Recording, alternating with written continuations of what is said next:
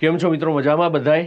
આજે વાત કરીએ સરસ મજાની અને ફટાફટ વાતની અંદર ગુજરાત રાજ્ય શાળા પાઠ્યપુસ્તક મંડળ અગત્યના પ્રશ્નો અહીંયાથી એક પ્રશ્ન આવે ના આવે.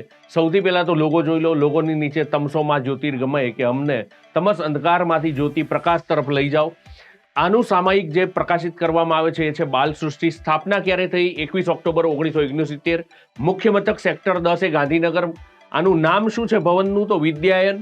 અને સ્વરૂપ તો ગુજરાત સરકારના શિક્ષણ વિભાગ હેઠળ આવતી આ એક સ્વાયત્ત સંસ્થા છે. ધ્યેય વાક્ય તમસોમાં જ્યોતિર્ગમય. આનું કાર્ય તો ધોરણ 1 થી 12 પાઠ્યપુસ્તકો તૈયાર કરવા, છાપવા અને તેનું વિતરણ કરવું. માટે જ આપણે આને કહીએ છીએ ગુજરાત રાજ્ય શાળા પાઠ્યપુસ્તક મંડળ. વિદ્યાયન, તમસોમાં જ્યોતિર્ગમય, સામાયિક બાલ સૃષ્ટિ યાદ રાખજો. અને હવે તમારે મને પ્રશ્નનો જવાબ આપવાનો છે કે આ સંસ્થાના અધ્યક્ષ કોણ છે.